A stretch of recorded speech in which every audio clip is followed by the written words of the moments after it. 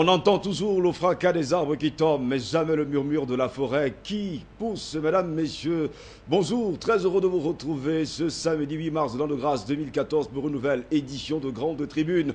Bonjour l'Afrique, bonjour le monde, bonjour à tous les directeurs de publication, à tous nos confrères journalistes et surtout rédacteurs en chef. C'est votre émission et comme à notre habitude, nous allons faire le tour du monde de l'information traité par nos confrères de la presse écrite africaine et surtout internationale. En 90 minutes, nous allons faire ce tour du monde des grandes unes des journaux et quotidiens du monde entier. Pour m'accompagner pour ce nouvel exercice, tout simplement Raoul Pépin Benabena qui m'accompagne encore ce samedi. Bonjour Raoul. Bonjour Steve Jocelyn Gauss. On va d'ailleurs dire très bonne fête à nos consoeurs qui en ce moment sont en train de célébrer la fête internationale de la femme. Je crois que c'est la 29e édition qui est partie depuis pratiquement 8 heures. On trouve quand même qu'il a du défilé de part et d'autre dans tous les pays africains. En tout cas, très bonne fête à nos consoeurs et on espère bien qu'on ne va pas les retrouver dans les rigoles. Bonne fête à toutes nos consoeurs, comme vous le disiez bien sûr. Raoul Pépin Benabena, c'est une nouvelle édition de Grande Tribune. Nous allons déjà faire un clin d'œil à tous les directeurs de publication, confrères, journalistes et surtout rédacteurs en chef qui vont nous faire forcément bon signe tout à l'heure. Vous le savez bien, la nourriture de l'esprit, c'est l'information. Quand cette information manque, on parle de constipation mentale. Par conséquent, on s'accroche aux rumeurs, à un langage ordurier, cartisard et bien d'autres choses qu'on ne saurait citer ici. Nous sommes là pour vous apporter la bonne information, mais surtout la connaissance, parce que la connaissance, c'est le pouvoir. Tout de suite, transition.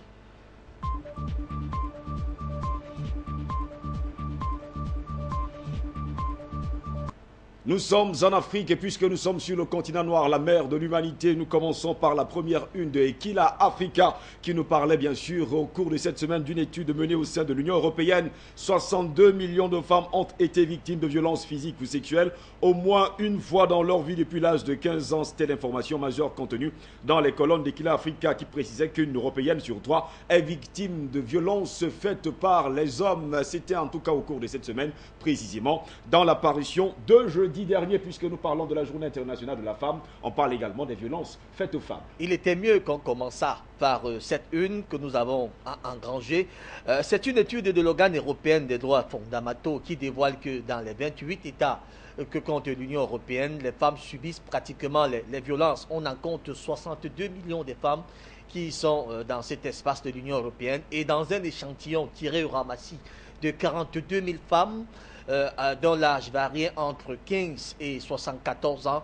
Il ressort de là qu'au moins une femme a subi une violence, que ce soit sexuelle ou physique, depuis l'âge de 15 ans. Depuis l'âge de 15 ans. Voilà, au moins une sur 3 en a subi comme violence et une sur 20 violences sexuelles. Vous comprenez donc que c'est une étude qui a été fondamentalement menée par cet organe qui a voulu mettre à la disposition du grand public les exactions qui sont toujours très souvent commises envers les femmes, femmes entre elles, hommes-femmes, en tout cas, tout a été pris de façon ramassie. Mais il convient quand même de relever que ce taux paraît très élevé dans les États de l'Europe de l'Est, notamment le Danemark, qui a le taux le plus élevé avec 52% des cas de violences faites aux femmes. On a le taux le moins élevé se trouve heureusement en Europe du Sud, où on parle de l'Espagne et la Pologne. L'Espagne qui a 22%, la Pologne avec 19%. On consent quand même que c'est parce que ces États, d'après cette étude qui a été menée, c'est parce que ces États font partie des États qui ont ratifié la Convention d'Istanbul, qui était faite pour lutter contre les violences faites aux femmes. En tout cas, on ne souligne pas le continent noir dans ce rapport de l'Union européenne. Il n'y a pas sûrement l'Afrique tout entière là-dessus. Mais déjà, il faut préciser qu'il y a déjà, jeudi déjà, il y a une de nos unes du monde entier. On parlait bien sûr de France Anti-Martinique qui nous parlait d'une femme qui a été hachée par son mari et jetée du haut de 3 immeubles, en fait 3 étages. Et là, elle est tombée carrément plus bas. Le mari a été pris, il a été mis en garde à vue vendredi matin. Ça, on parlait bien sûr d'une femme qui a été hachée par nos confrères de France Anti-Guadeloupe, justement pour parler de ces violences. Il y a même ce procès là qui est en Afrique du Sud, je crois, le champion paralympique, qu'on appelle, je crois, Oscar Pistorius. Voilà, en ce moment, son procès qui devrait durer 33 semaines. Et devrait entendre 107 témoins dans cette affaire. Il a tiré 9 balles sur son épouse, en fait, sa petite amie, je crois, la top modèle, oui. Certaines, je crois, voilà, une histoire pareille. Donc vous comprenez donc que les femmes subissent quand même ces violences et il est temps qu'on en tire la sonnette. Et parlant bien sûr de ce procès de Oscar Pistorius, il faut par ailleurs préciser qu'un témoin est passé hier aux aveux et on s'est rendu compte qu'en fait ce témoin jouait avec le feu pendant que Oscar Pistorius était en train de tirer en tout cas des balles sur sa compagne. Voilà encore une autre révélation qui est arrivée au cours de ce procès, en tout cas comme le lisait Equila Africa dans sa parution de jeudi dernier. Selon une étude menée au sein de l'Union européenne, 62 millions de femmes ont été victimes de violences physiques ou sexuelles au moins une fois dans leur vie depuis l'âge de 15 ans. C'est l'information majeure qui était contenue dans les colonnes du quotidien africain Equila Africa. Steve, on attend quand même également qu'un organisme africain fasse également une étude pour ce qui concerne les femmes africaines, combien subissent des violences au quotidien. On en veut savoir. Ça, c'est très important parce que là, Equila Africa est allé prendre une étude européenne parce que justement, ce n'est que ça qu'il y avait sous la main. En tout cas, on espère, comme vous le dites, que les confrères et surtout nos observateurs et surtout analystes pourront trouver des voies et moyens pour nous apporter plus amples informations sur les violences faites aux femmes sur le continent noir et surtout ces femmes qui sont aujourd'hui en train de célébrer le 8 mars. Et puisqu'on parle 8 mars, passons bien sûr avec l'observateur Palga. Nous sommes là au Burkina Faso, le pays des hommes intègres. 8 mars, diagnostic pour traiter une hypofertilité en affaires. C'est ce que pensait l'observateur Palga qui nous faisait comprendre que toutes ces femmes constituent un vivier de richesse à capitaliser. Alors, l'observateur Palga mène la réflexion autrement, c'est-à-dire au-delà des agapes, où on observe souvent trop de boissons, trop de nourriture et surtout des discours n'allant très souvent pas dans le sens des intérêts de la femme ou pourquoi pas dans l'intérêt des États. L'observateur Palga ramène donc le débat du 8 mars sur la table et dit c'est une fête qui peut être capitalisée autrement. Ça veut dire qu'on peut revoir la manière dont sont très souvent agencées les activités pendant cette période du 8 mars et capitaliser de manière à créer des économies tout autour des États. Alors donc c'est une réflexion qui a été menée par la rédaction de l'observateur Palga, dont nous espérons avoir aujourd'hui le directeur des rédactions pour apporter ample information sur cette une. Mais rappelons quand même que c'est une réflexion qui n'est pas tout à fait originale, parce qu'on a vu quand même, il y a de là quelques années, un pays comme le Mali avait déjà lancé une réflexion comme ça sur le plateau. Mais malheureusement, les chefs d'État africains, on a comme impression que les gouvernements des États africains sont restés statiques. Il n'y a pas de suite à cette affaire et on se retrouve finalement en train de fêter le 8 mars pratiquement de la même manière. Quelques séminaires, quelques matchs de football et puis on s'en va boire, on mange et puis on ferme la page, on attend une autre année à venir. Voilà. En tout cas, on prend les mêmes, on recommence, on prend les mêmes sujets, on débat sur les mêmes sujets, on tire sur les mêmes problèmes, mais on oublie un sérieux problème, c'est que comme le disaient nos confrères de l'observateur Palga, en fait, ça pourrait être un vivier de richesse à capitaliser cette journée internationale de la femme. Ce n'est pas seulement pour boire, ce n'est pas seulement manger, ce n'est pas également porter le pagne, le coudre. Tout à fait. Je ne vais pas trahir un secret. Vous allez constater que la journée internationale de la femme donne souvent l'occasion à certaines femmes de tomber enceintes sans se rendre compte. Ça veut dire qu'elles sont parfois si sourdes. Parfois pas du mari. Hein, elles sont parfois si sourdes qu'elles se donnent à tout le monde et à un moment donné, elles se rendent compte qu'elles sont déjà enceintes. En tout cas, sans tirer sur aucune femme parce que nous savons que la femme est la mère de l'humanité. Même nous espérons tout simplement que les choses vont s'arranger sur le continent noir et un peu partout dans le monde parce qu'à un moment donné, on a l'impression également, Raoul Pépin Bena, que les femmes ont oublié concrètement ce qui s'est réellement passé il y a 29 ans. Tout à fait. Quand on parle de la liberté, on parle aujourd'hui, en fait, c'était la journée internationale de lutte des droits pour les femmes. Tout à fait. Mais aujourd'hui, c'est devenu carrément la journée internationale de la femme. Il faut se rappeler également que c'est depuis 1974 que les femmes ont eu le pouvoir, pour ne pas dire le droit, de voter, de passer aux urnes. Là où également, elles l'ont carrément oublié. Tout à fait. Enfin, voilà pourquoi on a demandé de recapitaliser, recentraliser même les débats tout au long de la journée internationale de la femme qui semble être aujourd'hui une journée de loisirs et de passivité. Comme le disaient nos confrères de l'Observateur Palga, que vous voyez devant votre téléviseur, 8 mars, diagnostic pour traiter une hypofertilité en affaires. C'est ce que pensait l'Observateur Palga au cours de cette semaine, qui nous faisait comprendre que toutes ces femmes constituent un vivier de richesse à capitaliser. C'était à lire dans les colonnes du journal Burkinabé. Nous passons avec notre temps. On espère tout simplement que l'Observateur Palga va nous faire signe tout à l'heure, un des journalistes, ou bien alors le rédacteur en chef. Alger, Rabat et la crise malienne, quand Mohamed VI se coupe l'herbe sous les pieds de Abdelaziz Bouteflika. C'était le titre qui battait la grande une de notre temps. Selon nos confrères, le vieux Bouteflika peine à donner la voix dans les négociations entre pouvoir actuel et groupes armés du Nord. Mali, c'était dans les colonnes du quotidien Le Printemps.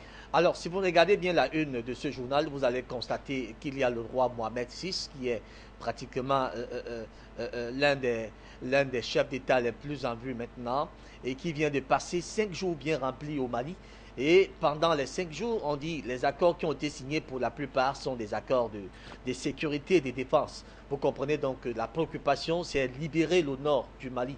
Et le Maroc, qui semble être aujourd'hui comme un pays le Grand Sahara, qui peut jouer, voilà, qui peut jouer même les médiateurs dans ce conflit, paraît être maintenant un problème pour l'Algérie. Voyez-vous le vieux Bouteflika, dont on dit d'ailleurs le dinosaure, semble aujourd'hui être partagé entre sa maladie et les questions préélectorales dans son pays. Il n'a plus assez d'énergie pour s'occuper des conflits du genre Nord Mali.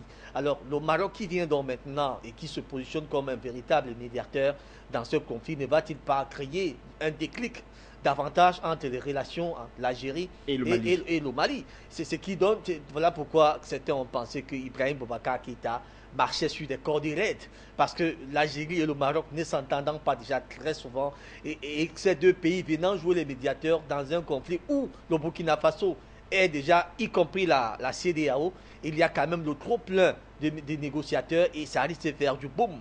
Mais qu'à cela ne tienne, notre printemps remarque quand même que si tout va bien, le Maroc est quand même crédible et le Maroc est quand même un partenaire sérieux pour le Mali, et le Maroc peut décanter la situation si jamais le président Ibeka ne se laisse pas faire.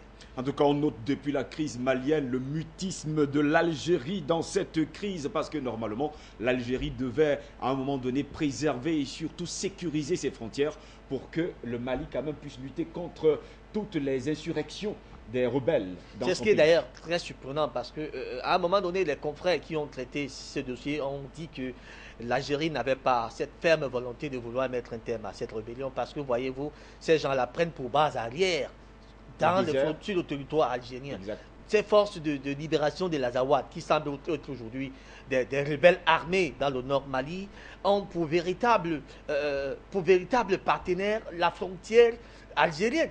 Donc vous allez donc comprendre que c'est une situation que l'Algérie peut taire si jamais ce pays veut bien. Mais on comprend que les autorités algériennes peut-être ne veulent pas trop s'immiscer dans cette affaire. Et ça cause des sérieux problèmes au Mali, qui est obligé maintenant de tendre la main à tout le monde qui peut apporter des solutions à cette situation. Notre printemps le faisait savoir. Alger, Rabat et la crise malienne, quand Mohamed VI se coupe l'herbe sous les pieds de Abdelaziz Bouteflika. C'était le grand titre de notre printemps. Selon nos confrères, le vieux Bouteflika peine à donner la voix dans les négociations entre pouvoirs actuels et groupes armés du Nord Mali. Nous espérons tout simplement avoir nos confrères dans les toutes prochaines minutes pour pouvoir eux-mêmes analyser et surtout nous dire ce qui s'est réellement passé au cours de cette information.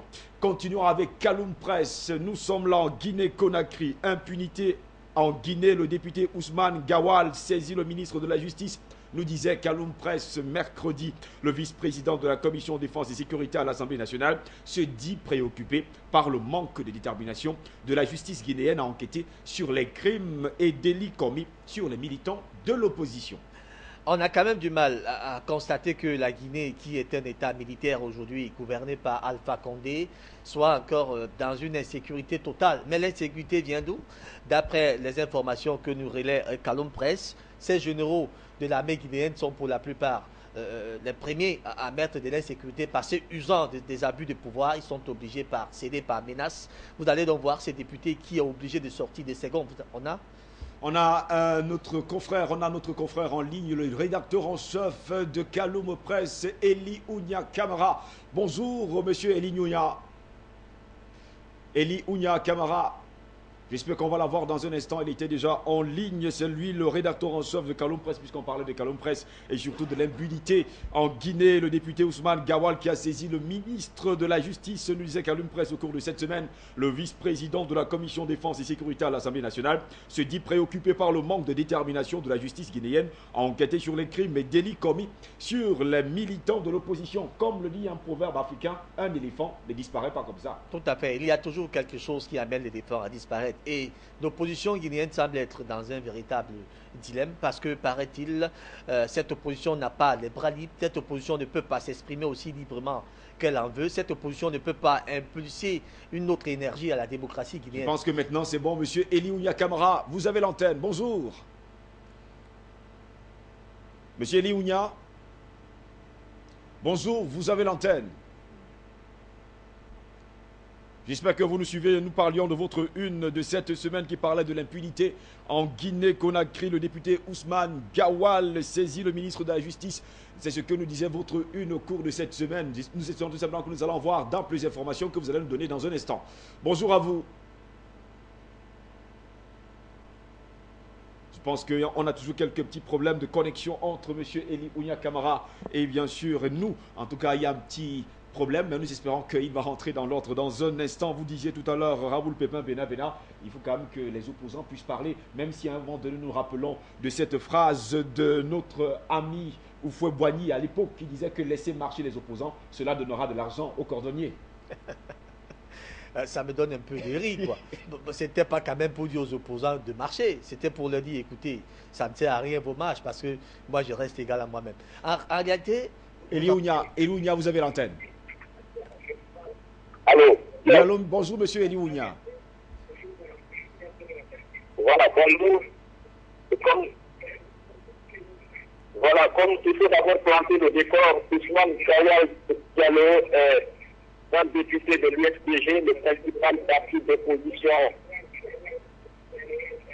Donc, le principal parti d'opposition de la Guinée-Conakry.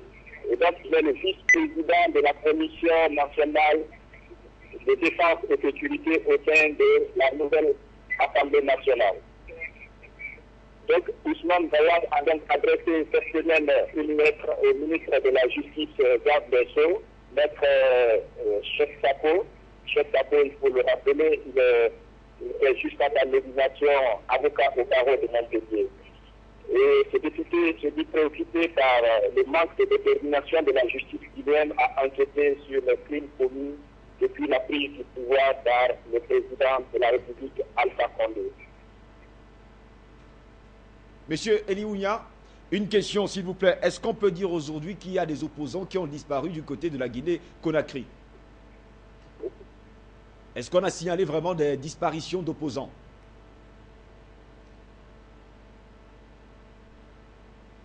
Ces dernières années, lors des manifestations de l'opposition guinéenne, beaucoup de militants de l'opposition ont perdu la vie. Mais ce qu'il faut constater aujourd'hui, c'est qu'il y a un manque de justice totale. La justice peine à engager des actions concrètes pour arrêter les auteurs présumés de ces crimes.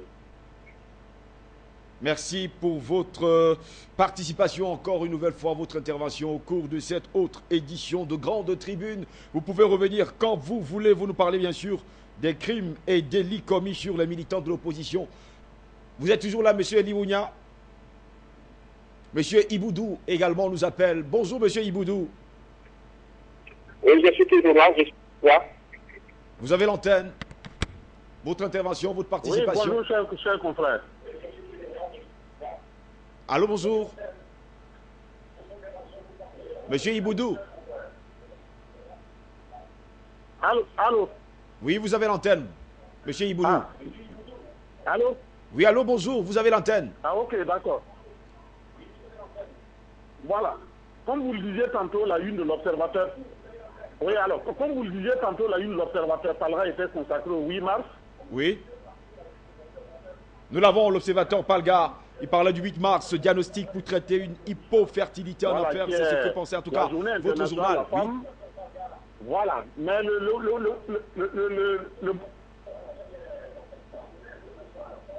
Vous avez l'antenne, monsieur Iboudou. Le Burkina est l'un des rares pays où cette journée est chômée et fériée. Depuis la révolution d'août 83,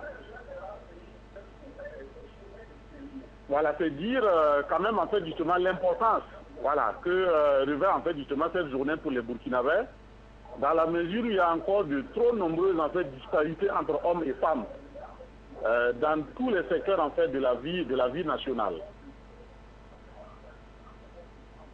Voilà, donc s'agissant précisément de notre une, il s'agit en réalité de mettre en exergue la trop faible en fait, participation, quand on parle d'hypofertilité, la trop faible participation en fait, des femmes dans des activités en fait, des rémunératrices de revenus, que ce soit en milieu agricole, que ce soit en fait en milieu urbain.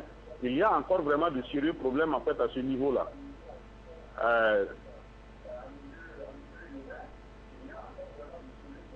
Nous vous écoutons, M. Voilà, Iboudou, vous avez l'antenne. L'une des préoccupations de cette journée nationale qui est célébrée cette année à Banfora, parce que la célébration en fait est tournante.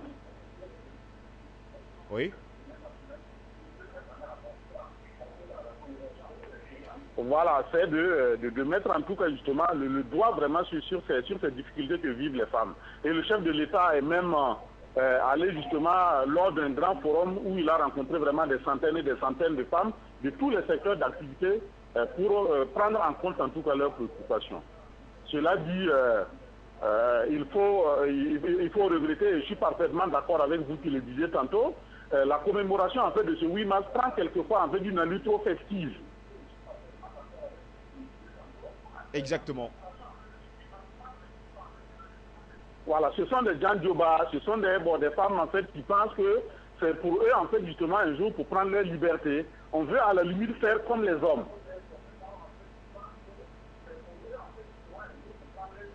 On veut aller au maquis, on veut aller boire la bière, en tout cas prendre l'alcool en fait comme les choses, alors que ça devrait être quand même véritablement une journée en fait de réflexion.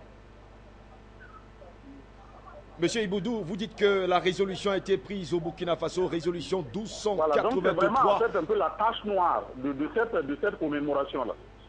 Monsieur Iboudou, vous nous parlez de la résolution 1283. Aujourd'hui, vous nous dites que c'est presque le seul pays aujourd'hui en Afrique quand même, oui, que le jour est chômé et férié. C'est quand même une grande première sur le continent noir pour une journée du 8 mars. Un peu partout dans le monde d'ailleurs. Oui, oui, tout à fait. Je pense que, mais ça c'est depuis en fait justement la révolution sankariste dans les années 80 qu'il a été décidé en fait de rendre cette journée-là chômée et fériée sur toute l'étendue en fait du territoire. Aujourd'hui c'est samedi, ça ne se ressent pas véritablement, mais si c'était un jour ouvrable, bon, il y aurait en fait justement une espèce de ville morte à l'occasion en tout cas de cette commémoration-là. C'est un acte politique majeur, je pense. C'est un acte politique majeur. Bon, maintenant, il s'agit en fait d'aller au-delà des simples symboles. Parce que quelquefois aussi, nous aimons en fait le trop folklorique là, au détriment en fait des réels problèmes, voilà, qui persistent d'année en année. Donc, ces disparités entre hommes et femmes, les problèmes que vivent les femmes, on en parle depuis des lustres. Bon, même quand bien même il y aurait des avancées, elles sont tellement tellement anecdotiques qu'on ne se rend pas véritablement compte sur le terrain de ces avancées-là. Donc je pense qu'il faudrait quand même qu'on laisse de côté ce côté, je ne dis pas de ne pas festoyer, voilà, c'est une fête comme une autre, et qui dit fête en fait dit festin, voilà. Donc, mais il faut quand même en fait justement accorder un peu plus de place à la réflexion, aux actions concrètes, pour combler un peu le grand fossé qui existe encore entre hommes et femmes. Merci beaucoup, Monsieur Iboudou, pour votre participation. Je rappelle que vous êtes journaliste du côté de l'Observatoire Palga au Burkina Faso. Vous étiez là en train de commenter votre une qui est apparue au cours de cette semaine. On parlait du 8 mars. Le directeur, voilà, du directeur de rédaction de l'Observatoire Palga, vous nous parliez bien sûr pour traiter une hypofertilité. En tout cas, en affaires, c'est ce que vous disiez en tout cas au cours de cette semaine. Et vous nous disiez que ces femmes constituent un vivier de richesse à capitaliser. Et surtout, on parlait de la disparité entre hommes et femmes. On ne refuse pas aux femmes de festoyer puisque c'est une fête, mais on leur demande également de réfléchir pour l'avenir. C'était en tout cas nos confrères des gens. On parlait de M. Eli Ounia Kamara qui nous parlait bien sûr avec Alon Presse. Et là, nous étions avec M. Iboudou qui est le directeur de rédaction de l'Observateur Palga. Nous passons immédiatement avec le quotidien Le Démocrate. qui nous parlait de la Cour pénale internationale. Nous sommes là en Côte d'Ivoire. Laurent Gbagbo, Blé Goudé, que dit le gouvernement? C'était la grande interrogation de nos confrères du quotidien ivoirien, le démocrate. La question qui supplantait en tout cas la une du journal, le démocrate, nos confrères nous apprenaient que la pression est de plus en plus forte pendant que la défense demanderait la libération provisoire de l'ex-chef d'État ivoirien. La Cour pénale internationale demanderait de son côté le transfèrement de l'ex-chef de la jeunesse patriotique de Côte d'Ivoire. Poursuivait d'ailleurs nos confrères dans les colonnes du journal ivoirien. Alors, la pression s'accentue de part et d'autre parce que la Cour pénale internationale a une pression sur le dos parce que voulant libérer M. Laurent Gbagbo, tel que demandent ses partisans, M. Laurent Gbagbo détenu encore aujourd'hui à la Haye, sans toutefois reconnaître des raisons évidentes qui puissent le condamner parce qu'il est encore là. On ne sait pas exactement pourquoi il est encore là, mais tout ce qu'on sait, c'est qu'il est accusé de crimes de guerre, crimes contre l'humanité, je crois. La Cour pénale internationale qui n'a donc pas encore suffisamment de preuves pour inculper l'ex-chef d'État ivoirien se sent aujourd'hui sur une pression. Alors, il y a également du fait que le gouvernement d'Abidjan est également sous pression parce que la CPI veut absolument Charles Blé Goudé. La CPI qui veut absolument juger Charles Blé Goudé, mais également une pression du côté du pouvoir d'Abidjan qui estime qu'ils peuvent, eux, n'est-ce pas, juger Charles Blé Goudé. Donc il n'y a pas question qu'il aille à la Haye. Donc c'est une question politique qui se mélange aux affaires judiciaires et ça donne tout ce que nous observons en Côte d'Ivoire. En tout cas, on espère tout simplement que les choses vont devoir rentrer dans l'ordre. Pour l'instant, le démocrate nous faisait comprendre que la Cour pénale internationale demande en tout cas que le monsieur Charles Blé Goudé soit transféré du côté de la Haye, et que, bien sûr, l'autre côté, les hommes et femmes de la Côte d'Ivoire demandent tout simplement la liberté de l'ex-chef d'État, Laurent Gbagbo, actuellement écroué dans une cellule de la Cour pénale internationale du côté des Pays-Bas. Alors, il faut préciser que c'est un problème sérieux pour ce qui est de la réconciliation en Côte d'Ivoire. Les Ivoiriens veulent se réconcilier, mais il y a encore deux épines. Il y a l'épine Gbagbo et il y a l'épine Charles Blé Goudé, qui semblent quand même être des leaders. À Abidjan, Laurent Gbagbo, si on s'en réfère à la dernière élection dont on dit qu'il a eu 49% de suffrage, c'est près de la moitié des Ivoiriens qui sont derrière lui. Et si on regarde la capacité d'haranguer les foules d'un certain Charles Blé Goudé, on comprend également que c'est des leaders d'opinion.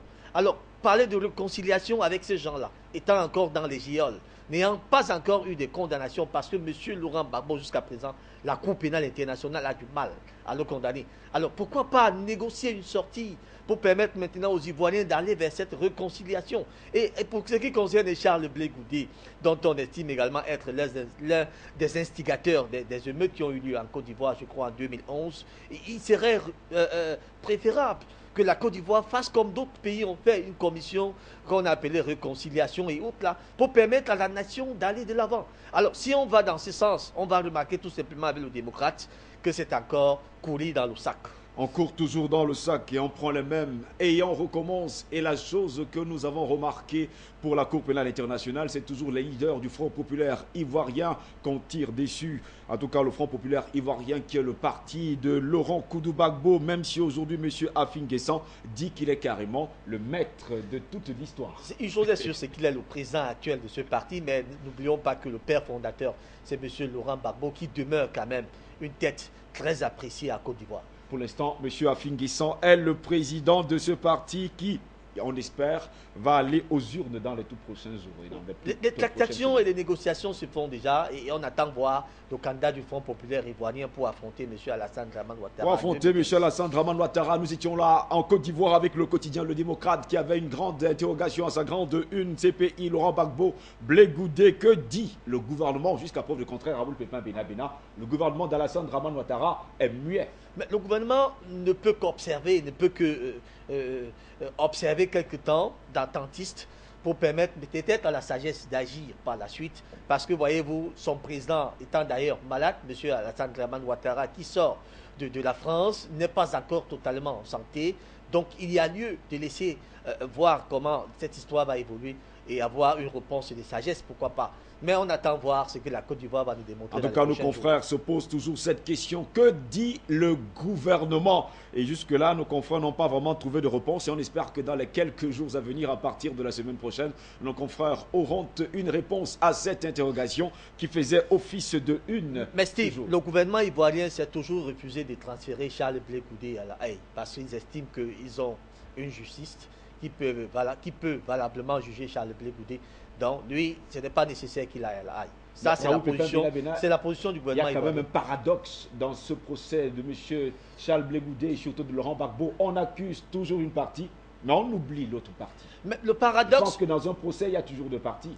Le paradoxe peut-être vient de la Cour pénale internationale parce que Charles Blé Goudé, n'oubliez pas, n'était pas chef d'État en Côte d'Ivoire. C'est un individu qui a voulu défendre une certaine logique et qui aujourd'hui est confronté au problème de la justice, dont la justice de son pays peut le juger.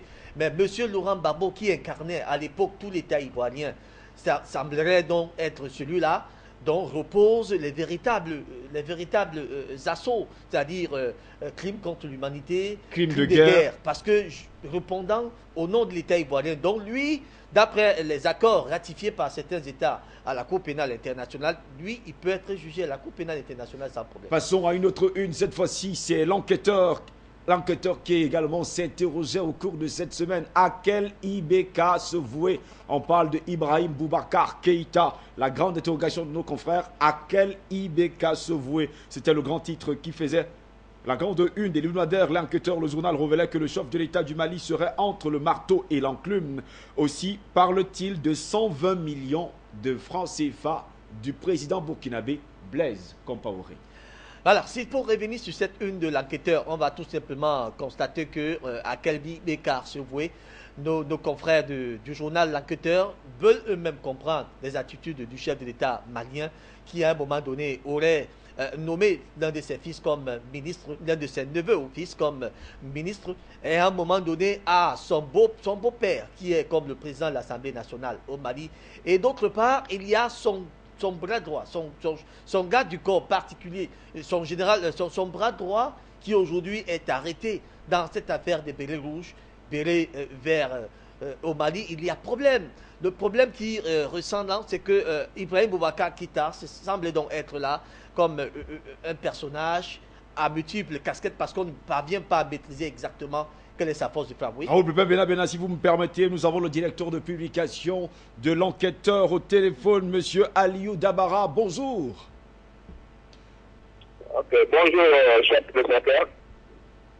Vous avez l'antenne, nous parlions bien sûr de à quel IBK se vouer. C'était la grande interrogation qui faisait office de grande une de votre hebdomadaire au cours de cette semaine. Moi, c'est Aliou Dabara, directeur de publication du journal L'Enquêteur. Exact, vous avez l'antenne. Par rapport à la manchette du journal de lundi sur parti, à quel IBK se vouer, ça fait partie de l'analyse fouillée des premiers mois du magistrat IBK à la tête de l'État du Mali, fait ressortir des traits d'une gouvernance très très contrastée. La principe du président et son gouvernement à la fois, qui suscite à la fois gêne et embarras, colère et respect, perd arbitration et espoir. Une telle situation d'apparence ambiguë tient à la personnalité difficile cernée du président de la République qui succombe des fois à l'effet de l'émotion caractéristique d'une certaine grandeur d'âme, tout en n'ayant aucun état d'âme par rapport aux événements et situations qui touchent à la justice et la crédibilité de l'État. Mais pour comprendre la crise malienne, il faut revenir un peu en arrière par rapport à la situation. Parce que au Mali, depuis l'avènement de la démocratie, il n'y a jamais eu d'élection en réalité. C'était le système où vous votez, nous comptons. C'est comme ça ATT est venu en 2002 au pouvoir avec la bénédiction de l'ancien président de la République, Alpha Oumar Konaré. Mais quelques années après, ATT, sans être d'un parti politique, était devenu un homme incontournable. Les derniers mots lui revenaient. Il est parvenu à s'impliquer ce qu'on appelle dans les affaires de drogue, du trafic de drogue, crise de tâches et complicité, surtout avec des groupes armés. C'est ce qui a fait que la troupe se sentant très trahi, s'est retourné contre le président de la République. C'est ce qui explique le coup d'État de mars 2012. Sans ce coup d'État, le président IDK ne serait jamais aujourd'hui président de la République. Bon, n'ayant aucun choix, aujourd'hui, il est obligé vraiment de travailler avec ses proches, avec des gens à qui il a confiance, notamment ses proches, sa famille. Mais dans ce dernier temps, on voit dans certaines presses des critiques acerbes contre la personne du président, d'un président, c'est du népotisme. À travers ces analyses, nous aussi, on a posé, on a essayé de voir en réalité qu'est-ce qui se passe. Au fond, on voit que d'un côté, IBK qui est là, qu'on parle qu'on le traite avec le film Nord d'Oiseau, qui est en train de faire la promotion de ses enfants, surtout son enfant, son fils Karim, qui a été élu député à l'Assemblée, président d'une prestigieuse commission de l'ensemble de ce qu'on appelle la commission de défense. En même temps, on voit que c'est le beau-père de Karim qui est le président de l'Assemblée et le neveu du président qui a été nommé ministre des investissements, ministre délégué des investissements. Suite à ce constat, tout le temps, c'est-à-dire par rapport aux critiques que le président subit, on a essayé de voir est-ce qu'à côté de ça, oui. Allô? Nous vous écoutons, monsieur Aliou, nous vous écoutons. C'est-à-dire le côté de la séparation sanitaire du président, parce qu'il y a quelque chose qui vient de se passer au Mali, il n'y a pas longtemps, quand le juge Karamé, un juge qui a instruit, c'est-à-dire en toute indépendance, un dossier qui implique les supposés proches du président de la République, surtout, c'est-à-dire un général de l'armée malienne, qui est chargé de la sécurité, et sécurité particulière du président de la République sans l'apport du chef de l'État, ça c'est quelque chose qui est insolite, qui mérite d'être salué. Si on voit aussi l'arrestation du général Sanogo, qui est supposé être très proche aussi du président de la République et d'autres généraux, surtout aujourd'hui on parle du directeur, de l'ancien directeur de la gendarmerie et d'autres proches dans le cadre de corruption, dans le cadre de crimes. Là, avec l'indépendance de la justice, ce sont des titres critères de fondation de la République et des institutions qui méritent d'être accompagnés et pérennisés. Pour cela, on dit le président, de l'autre côté ici, il est critiqué, mais on peut se prévoir d'avoir aujourd'hui un chef d'État républicain jusqu'au bout des ans qui veut exclusivement sur l'indépendance des institutions et la séparation des pouvoirs exécutifs et législatifs et judiciaires. Merci beaucoup, monsieur Aliou Dabara, pour votre participation. Je rappelle que vous êtes le directeur de publication de l'hebdomadaire malien, l'enquêteur, et vous répondiez bien sûr à notre attente sur cette question. À quel IBK se vouer? En tout cas, c'était le grand titre de votre hebdomadaire au cours de cette semaine. Vous révéliez que le chef de l'État du Mali serait entre le marteau et l'enclume aussi.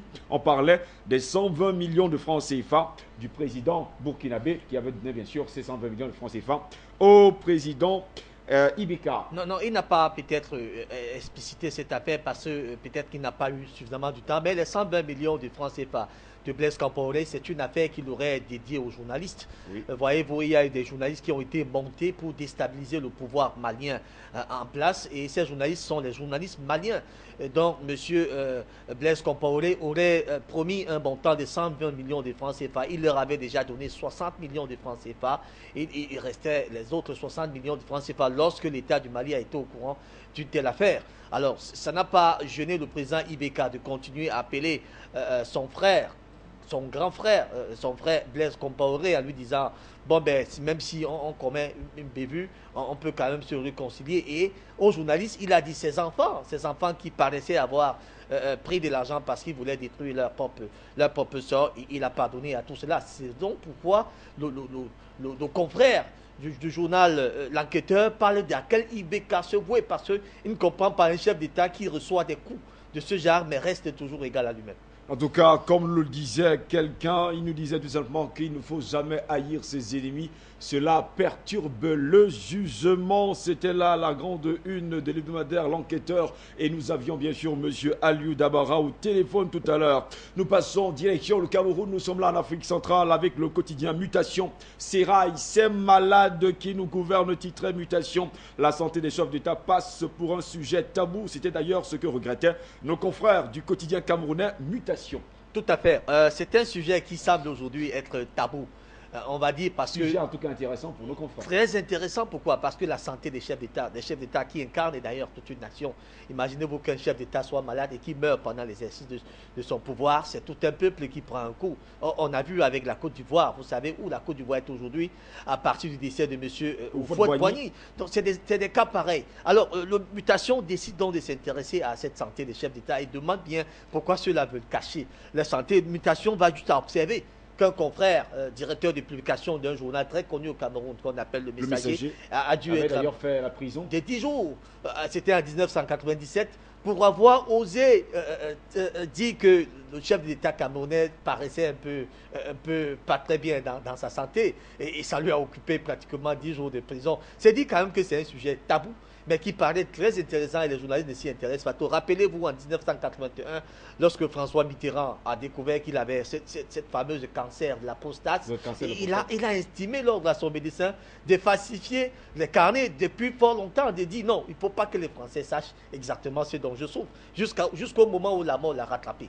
Et rappelez-vous également avec, je voudrais dire, Idriss Déby Itno en 2003, lorsque sa santé paraissait être problématique, il est revenu dire à la presse que non, je pète la forme. C'est des gens qui ne veulent pas. On a vu le cas en tout cas avec le président algérien ces derniers jours, Abdelaziz Bouteflika, qui est revenu en forme et qui a d'ailleurs signé et officialisé sa candidature à la prochaine présidentielle prévue pour le 17 avril prochain du côté de l'Algérie. Et vous avez vu avec M. Alassane Dramane Ouattara, lorsqu'il vient de la Côte d'Ivoire, il vient tout en courant. Malheureusement, il est encore tombé dans les pommes. Mais il vient tout en courant, dit qu'il vient s'occuper des affaires de l'État alors que sa santé pose encore problème. Il y a près de 48 heures, il a appelé en pleine nuit le SAMU et surtout son les médecins. C'était Sissoko. Ils sont arrivés en toute urgence. Vous comprenez donc qu'il y a un problème, la santé des chefs d'État. Pourquoi? C'est des êtres humains. C'est normal qu'ils tombent malades. Mais pourquoi ils ont toujours tendance à tromper le peuple sur leur état de santé? Tout le monde est malade, tout le monde. C'est une chose, c'est naturel d'être malade. C'est vrai quand même quelque part, on nous a parlé il y a en 2005 du président zimbabwéen Robert Gabriel Mugabe qui également avait le cancer de la prostate. Mais malheureusement, la semaine dernière, il a soufflé sur ses 90 bougies. Et il a fait comprendre en tout cas au monde entier, je suis encore en vie, je reste le lion de Harare. Steve, ça paraît être l'affaire des Occidentaux parce que là-bas, regardez un peu l'histoire de la France, de Georges Pompidou jusqu'à celui qui est encore François Hollande. C'est vrai que lui, on n'a pas encore dépisté une maladie. Mais regardez de Georges Pompidou. Il y a quelques jours, on a dépisté quand même qu'il était malade. Voilà, de Georges Pompidou jusqu'à ces chefs d'État, presque tous ont eu des mêmes problèmes. Regardez Georges Pompidou lui-même lorsqu'il a eu ces problèmes. Ce n'est qu'après sa mort, le 2 avril 1974. On a l'impression que tous ces chefs d'État ont la même maladie, le cancer de la prostate. En principe, on dit souvent que c'est la maladie des gens très riches, des gens qui ont beaucoup d'argent et qui mangent bien. On se demande bien si c'est exact, mais on constate. C'est un constat. En tout cas, on espère que nos confrères du quotidien camerounais de mutation, on va les avoir tout à l'heure au téléphone. On nous parlait bien sûr de ces malades qui s'ignorent et surtout ces malades qui nous gouvernent. On parle des chefs d'État du continent noir. On parle de Abdelaziz Bouteflika, d'Alassane Dramane Ouattara, de Paul Barthélémy Biya, de Robert Gabriel Mugabe, de Idriss Déby Itno, de Blaise Compaoré. Tout à fait. De tout ce moment, en tout cas, sans oublier les présidents occidentaux, français. On en a cité, c'est même d'ailleurs là-bas que la donne est arrivée. Justement, on espère que nos confrères de mutation vont forcément nous faire signe sur cette information. Nous restons toujours sur le continent noir. Cette fois-ci, nous allons au Burkina Faso, le pays des hommes intègres, avec le quotidien Le Pays qui nous disait que seuls les monarques sont au-dessus des institutions. Propos du chef de file de l'opposition burkinabé Zéphira Diabré, reconduit par le quotidien Le Pays. Le journal remettait en tout cas sur la scène le jeu trouble du président Blaise Compaoré sur la révision de la Constitution et la mise sur pied d'un Sénat. Tout cela pour revenir au pouvoir pour un troisième mandat. Il y a un sérieux problème au Burkina Faso depuis un bon bout de temps. Le chef de l'État burkinabé veut absolument modifier l'article 37 pour lui permettre de venir briguer un autre mandat en 2016. Ce qui ne semble pas être du goût d'une certaine classe, d'une certaine classe burkinabé qui estime que le président avait déjà fait son temps et qu'il fallait procéder à l'alternance.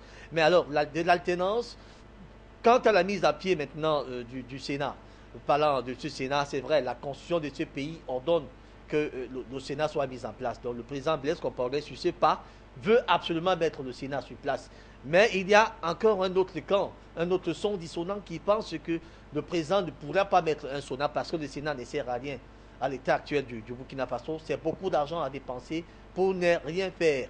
Donc, de ce pas, on ne peut donc pas clairement dire que M. Compaoré ne paraît pas être dans la légitimité. Mais ce qu'il faut voir, c'est qu'il y a quand même ce véritable bras de fer qui prévaut dans ces pays depuis fort longtemps. Et il y a eu des mouvements de la classe politique et de la société civile qui chaque jour se font entendre pour demander au président de ne pas toucher à la Constitution, de laisser vraisemblablement les choses aller telles qu'elles sont en train d'aller.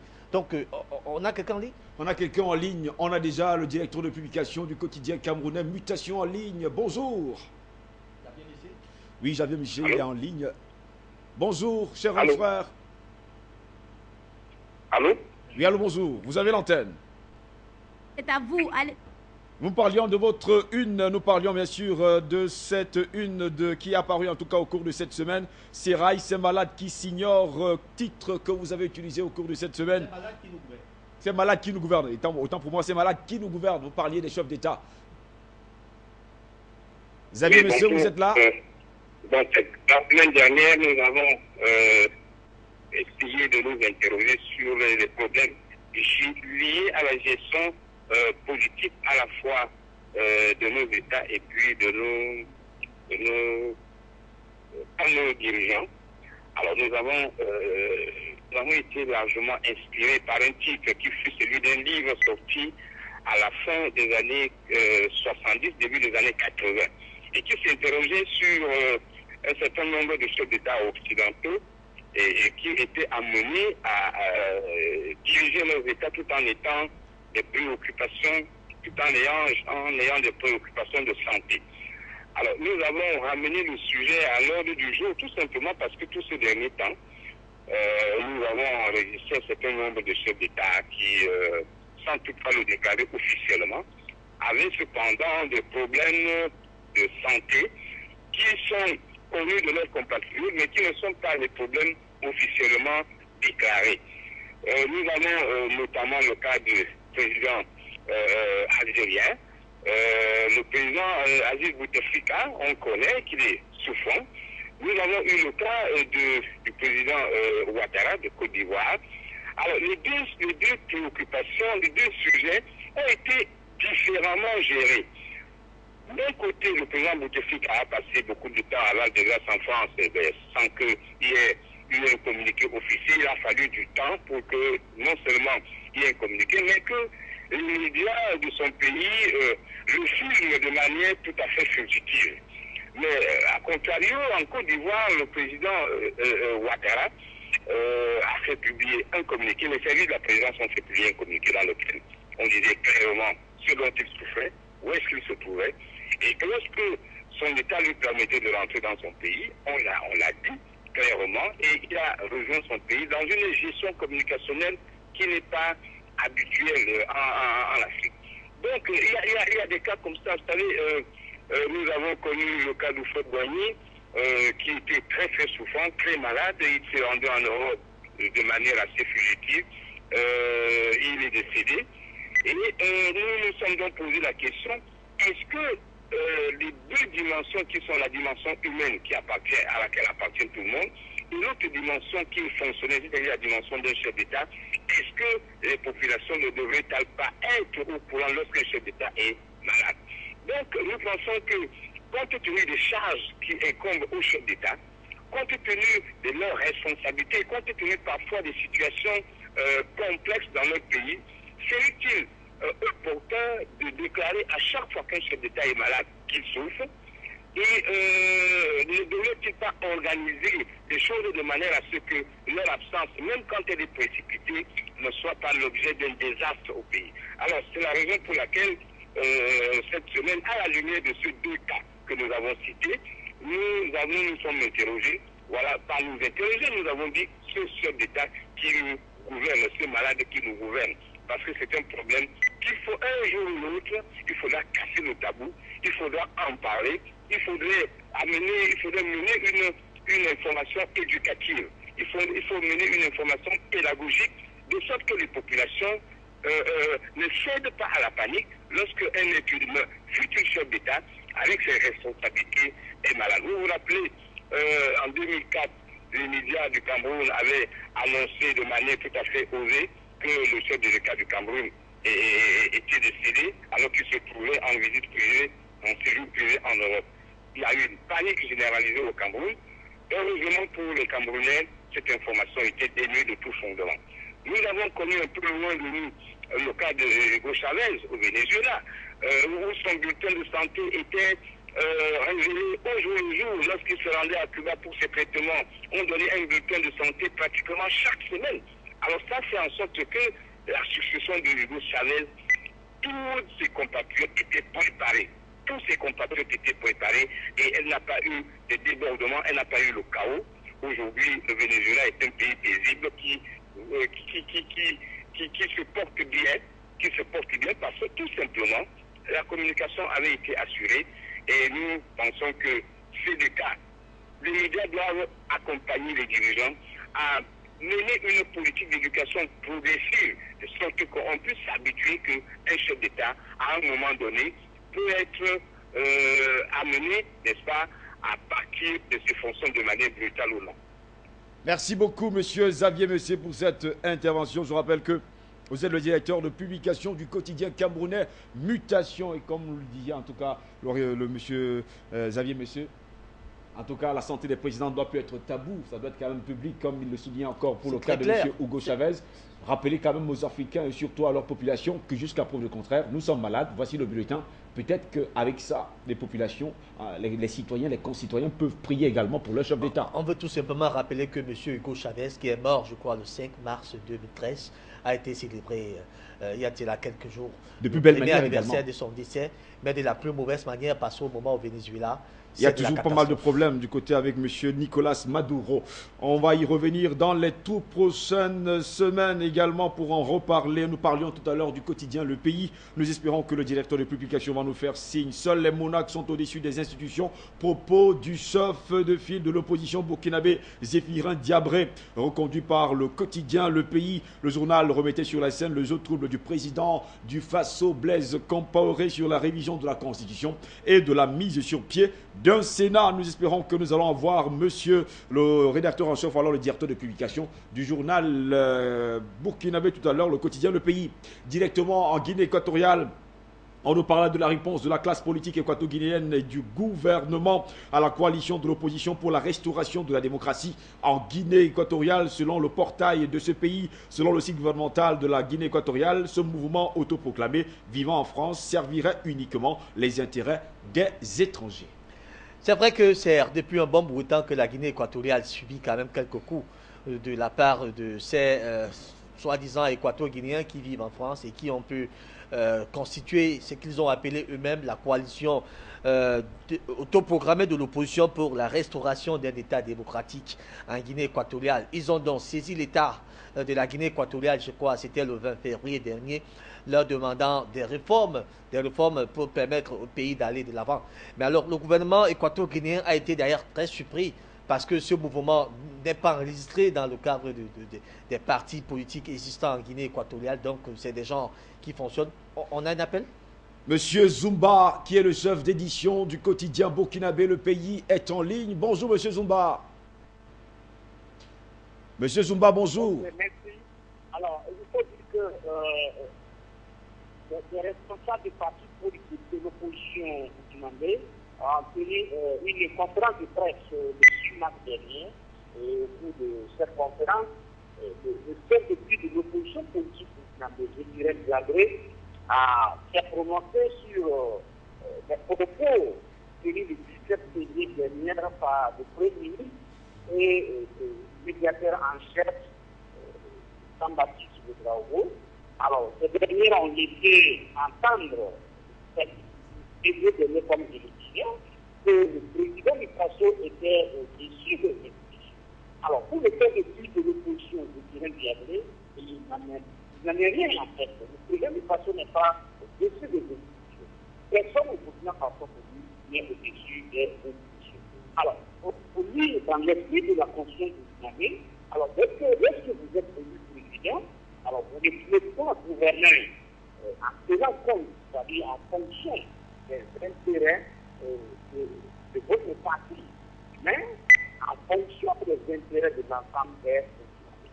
Alors pour lui, je disais que les monarques qui sont au-dessus des institutions, parce que eux, ils ont un pouvoir de droit humain, donc il faut ce qu'ils veulent.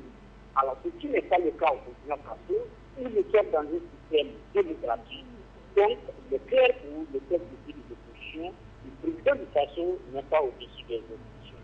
Alors il faut aussi dire qu'au cours de cette conférence de presse, l'opposition a fait savoir qu'elle ne prendrait pas les discussions qui sont prévues mal posées, et puis seulement si la majorité qui présentait un mandat, souvent, qu'elle a été envoyée par les chefs de l'État responsable. Alors, il faut dire que cette question de poser le 10 février dernier, aujourd'hui, est un sérieux problème.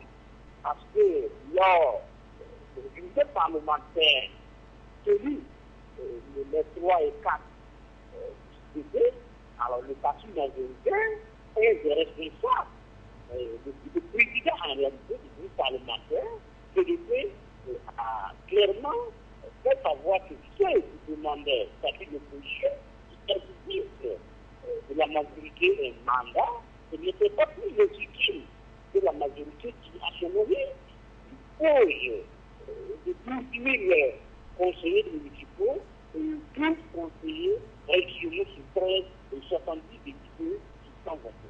Alors, dans le cas d'aujourd'hui, on commence à s'interroger sur l'avenir de la médiation.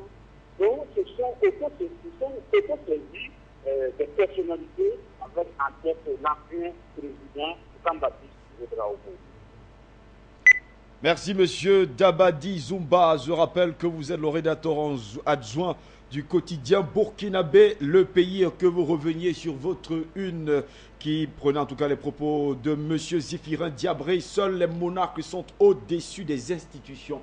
En tout cas, nous savons que Monsieur le roi chérifien marocain Mohamed VI n'est pas toujours au-dessus des institutions, puisqu'il a par ailleurs, à un moment donné, libéralisé quand même certaines petites choses du côté du Maroc. C'est vrai que la titraille du journal Le Pays parle d'une certaine monarchie dont on a connu dans certaines époques.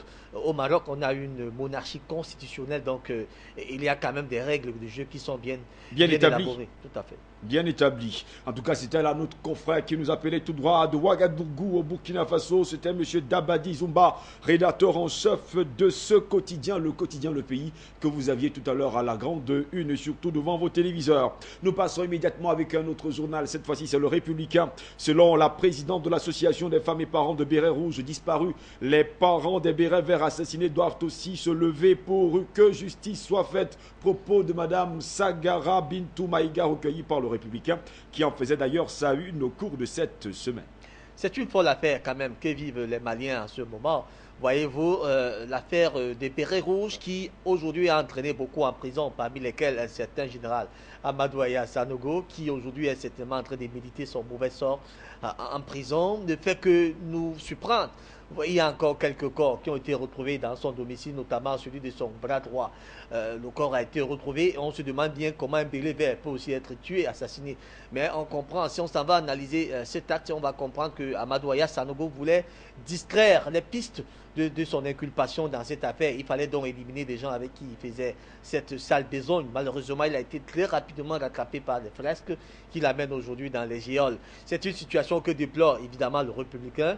Je crois que son DP devrait en principe nous avoir... Nous aurons tout à l'heure le directeur de publication du quotidien malien Le Républicain. Nous espérons en tout cas l'avoir dans les toutes prochaines minutes. Bien sûr, ce journal nous parlait des bérets rouges qui ont disparu, mais également des bérets verts. On en parlait tout à l'heure des bérets rouges, mais également les bérets verts qui seraient retrouvés morts, en tout cas et enterrés quelque part. Tout à fait. Et il semble donc maintenant qu'il y a des associations qui se sont constituées autour de cette affaire et qui réclament justice. La dame Maïga, Madame Maïga aujourd'hui, qui est comme l'association des parents et femmes des bérets rouges, demande également aux parents des bérets verts de se soulever et de dire écoutez, nous voulons la vérité dans cette affaire. Donc c'est un geste de solidarité qui devrait en principe mettre à la lumière tous ceux qui ont commis ce genre d'actions. Tous ceux qui ont commis ce genre d'actions, les actions qui ont eu lieu du côté du Mali, surtout dans le nord Mali et à l'intérieur même du Mali. Le Mali que nous disons par ailleurs qu'il connaît quand même pas mal de soucis actuellement avec le nord Mali. On espère que les choses vont devoir rentrer dans l'ordre dans les tout prochains jours. Et nous avons quelqu'un au téléphone. Bonjour. Allô, bonjour. Allô, bonjour. Bonjour tous les auditeurs et tous les spectateurs. Ce qui est convenu d'appeler affaire Béret Rouge et qui a suscité la création d'une association des femmes et parents des victimes de la junte militaire a tendance à devenir une affaire béret rouge vert, si on peut parler ainsi. Parce que la présidente de l'association des femmes et parents des bérets rouges disparus ont lancé un appel bloqué les victimes aussi, les victimes bérets verts, leurs parents puissent se constituer pour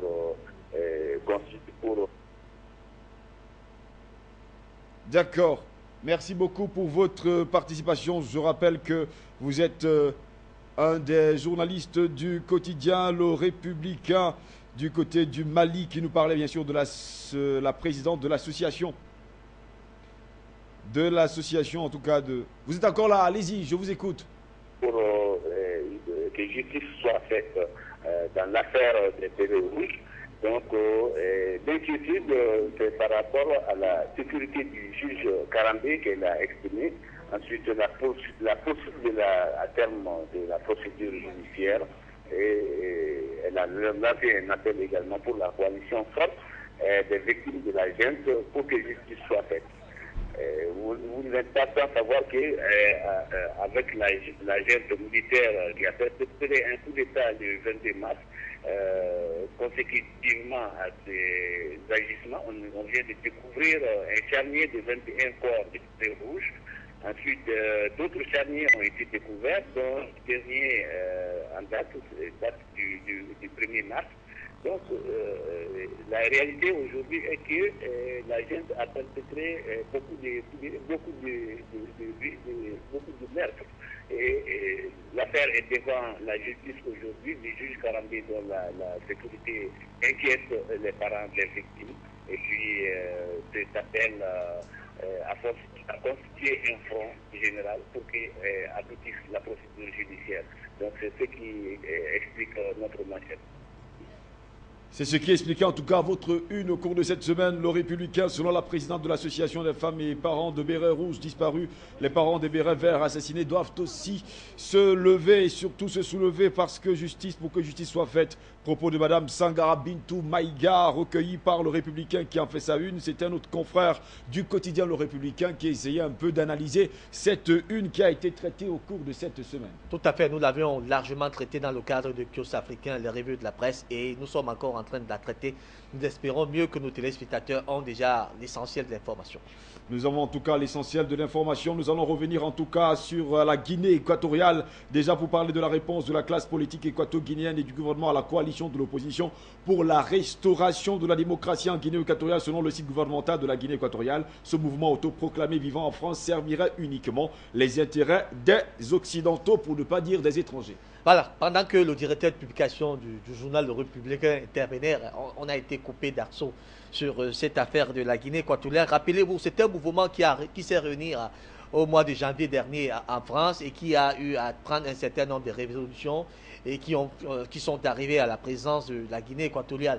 Mais ce qu'il faut dire, c'est que le gouvernement équato-guinéen est d'ailleurs surpris du fait qu'un mouvement clandestin comme celui-là se prétend maintenant être comme une coalition de l'opposition, alors que nulle part, et d'après les tests de ce gouvernement, ce parti n'est pas enregistré en Guinée équatoriale. Donc ils agissent maintenant en clandestin et ils sont considérés comme des marginaux, les vendeurs d'illusions en quelque sorte. Mais quand cela ne tienne, il y a également cette opposition légale de la Guinée équatoriale qui s'est soulevée aussi pour dire que ceux-là n'ont pas le droit de parler en leur nom. Parlant donc de réformes démocratiques dont suggère ce groupe autoprogrammé, le gouvernement équato-guinéen nous fait comprendre qu'ils sont déjà dans cette logique parce que voyez-vous, il y a des institutions qui sont mises sur pied. Vous avez le Sénat qui vient d'être mis sur pied, vous vous en souvenez, avec la Cour constitutionnelle et qui fait avancer la démocratie équato-guinéenne. Paraît-il qu'aujourd'hui, les opposants de la Guinée équatoriale et le gouvernement entretiennent régulièrement des dialogues pour permettre au pays d'avancer. Donc, c'est une réforme et ce qui surprend d'ailleurs le gouvernement équato-guinéen qui estime que cela travaillerait, bien sûr, pour les intérêts des étrangers.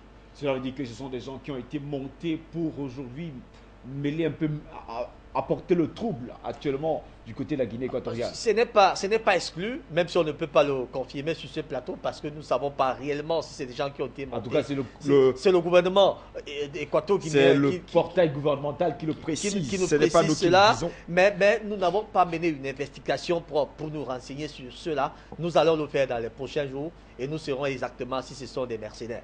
En tout cas, selon le site gouvernemental de la Guinée équatoriale, réponse de la classe politique équato-guinéenne et du gouvernement à la coalition de l'opposition pour la restauration de la démocratie en Guinée équatoriale. Selon le site gouvernemental de la Guinée, ce mouvement autoproclamé vivant en France servirait uniquement les intérêts des étrangers. D'ailleurs, l'opposition équato-guinéenne est sortie de sa réserve pour dire en tout cas à ce mouvement autoproclamé de ne pas parler en son nom propre. Cela veut dire que jusqu'à preuve de contraire, le gouvernement équato-guinéen ne reconnaît pas ce mouvement autoproclamé qui pour lui sert les intérêts. Rappelez-vous qu'il n'y a que 13 partis politiques de l'opposition en Guinée équatoriale et que la dernière sortie du président Obiangema, c'était en entretien tête-à-tête avec le leader de l'opposition équato-guinéenne. Ils ont parlé sur un certain nombre de problèmes minant la Guinée équatoriale. Donc, il faut main dans la main pour évoluer ensemble.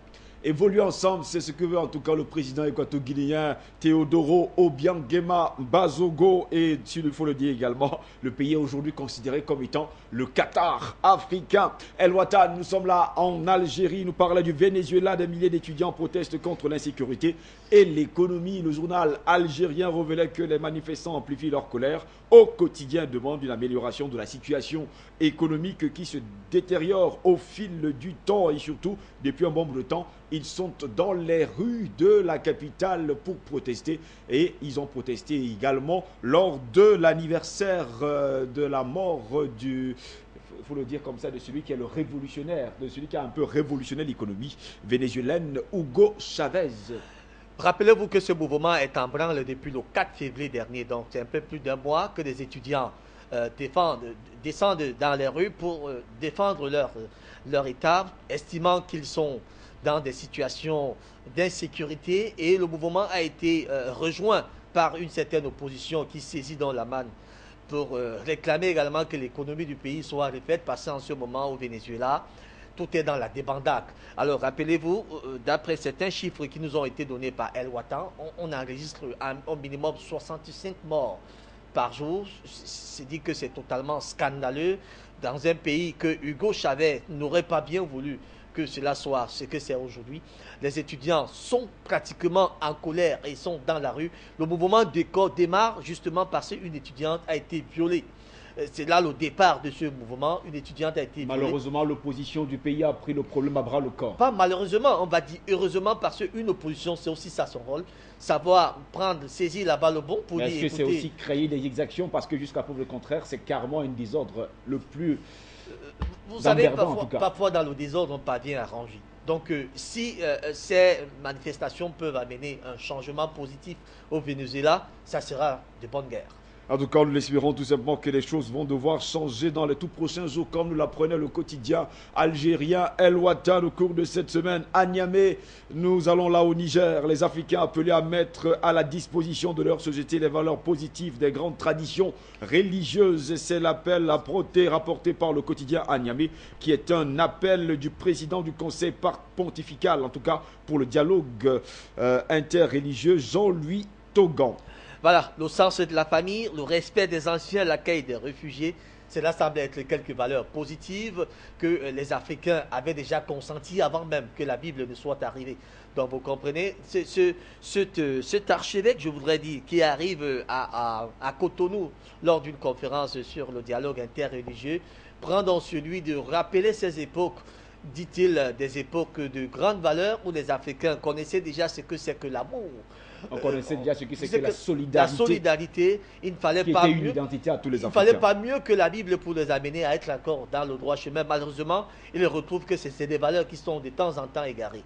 Il lance donc, c'est un cri d'alarme demandant donc aux Africains, au-delà du christianisme dont vous refusez même déjà, revenez donc aux valeurs traditionnelles qui étaient pour vous des valeurs indéniables et qui démontraient que l'Africain aime son prochain. En tout cas, des valeurs qui actuellement sont en désuétude. Comme nous le disait cet homme, il s'appelle Jean-Louis Togon. Il appelle en tout cas tous les Africains à respecter les anciens, à accueillir les réfugiés, pour ne pas dire à accueillir tous ceux qui ont besoin d'eux. Ça, c'est déjà ça. Et surtout, il faut dire qu'il faut toujours croire en un Dieu puissant qui est là-haut. Et c'est une priorité pour la paix. C'est une priorité pour la paix et également une priorité pour tous les Africains. C'est justement pourquoi il appelle tous les Africains à le devenir. Puisque nous sommes là au Niger, je vais dire tout simplement que le président directeur général d'Areva, Luc Oursel, a été reçu hier vendredi à Niamey par le président du Niger, Mahamadou Issoufou, alors que les discussions achoppent depuis des mois sur le renouvellement pour 10 ans du contrat d'exploitation par le groupe nucléaire français de 2 mines d'uranium au Niger. Le Niger est aujourd'hui le 4e producteur d'uranium dans le monde, mais année après année, eh bien, il pointe toujours en dernière position en termes d'indice de développement humain selon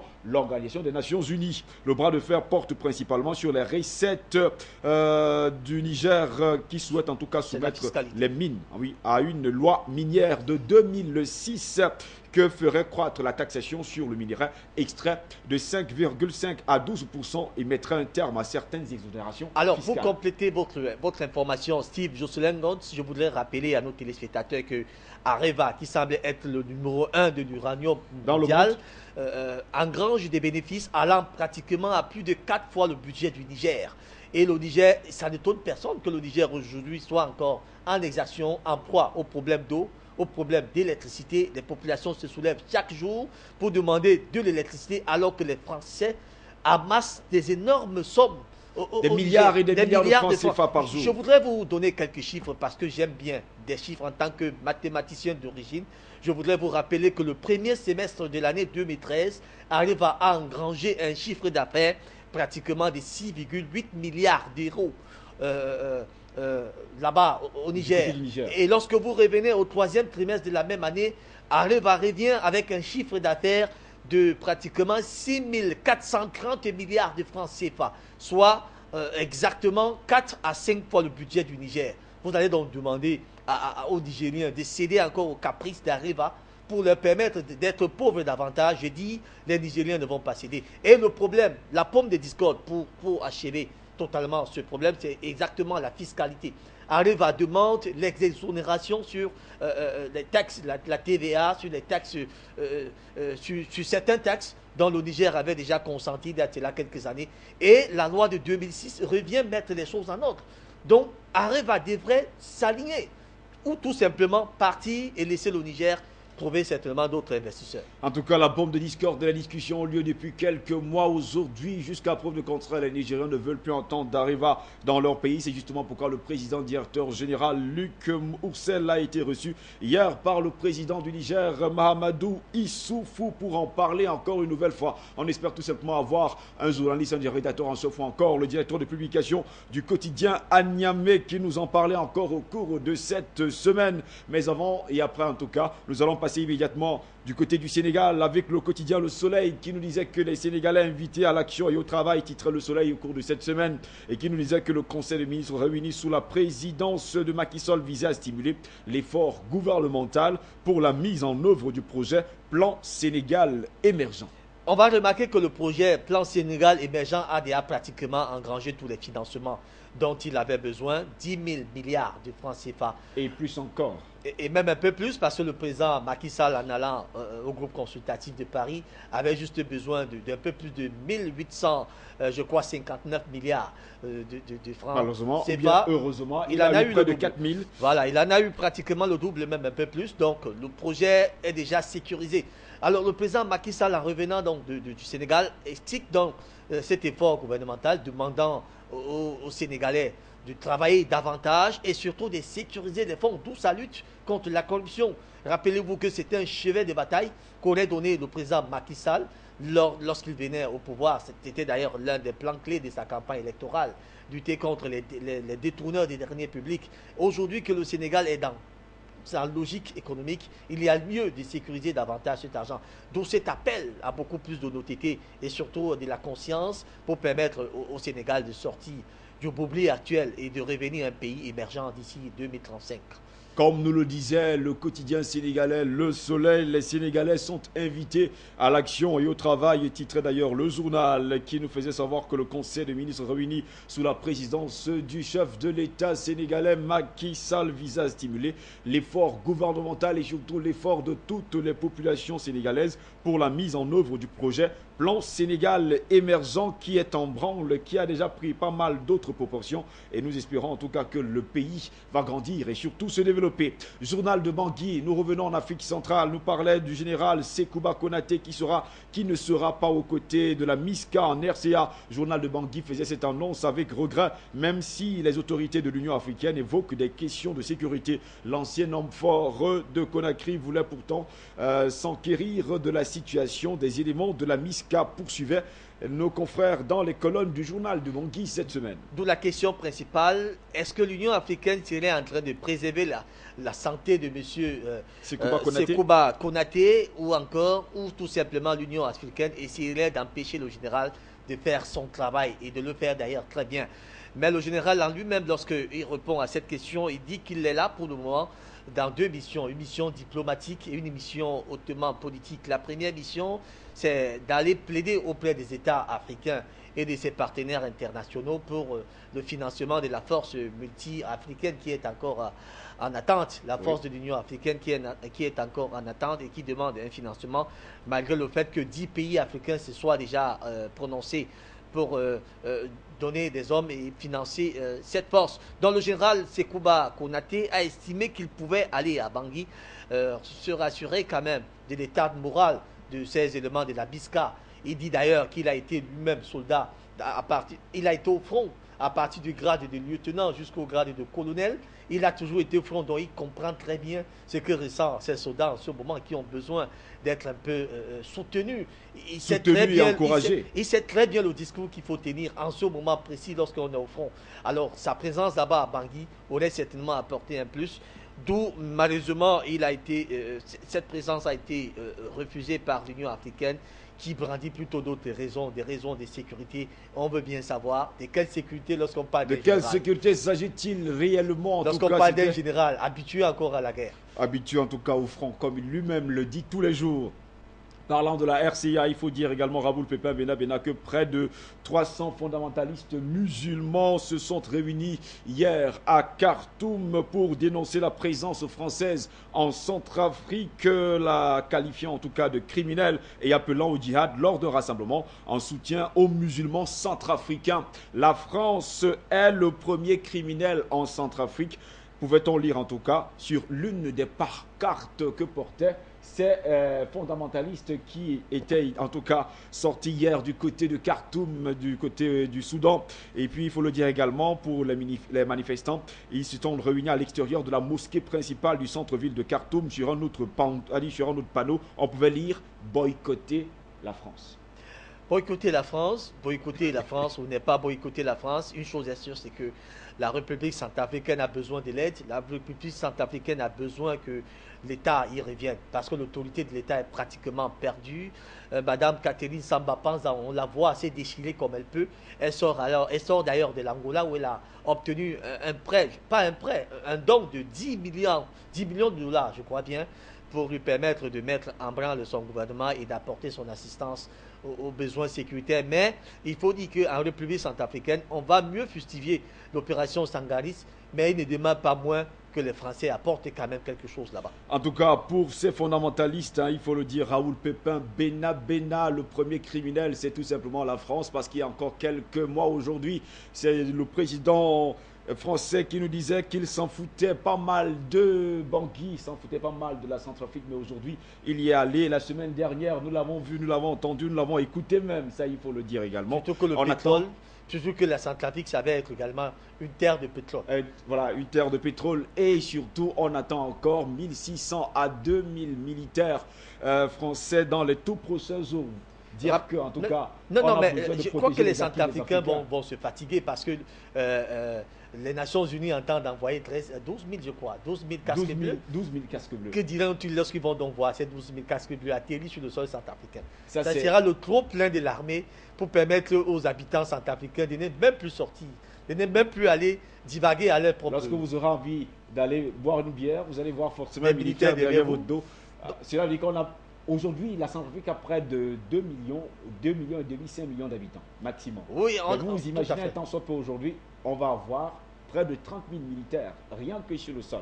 Bien Sans que sur le oublier- sol centrafricain, on ne sait sans pas l'envoi oublier des les Tous militaires- seront cantonnés à Bangui. Hein. Sans oublier les militaires de la MISCA, Voilà, les voilà. soldats de la MISCA, Voilà. sans oublier également la FACA Qui est revenu. qui est revenue également. On parle des forces armées de la Centrafrique. En tout cas, ça arrangerait peut-être Madame Catherine Samba-Panza qui De en veut sécuriser le davantage. pays. En tout Qui cas, en notre veut but le plus davantage cher, c'est que parce le pays estime soit que, sécurisé. La Centrafrique en a besoin, mais attendons voir quand même le déroulement de cette affaire.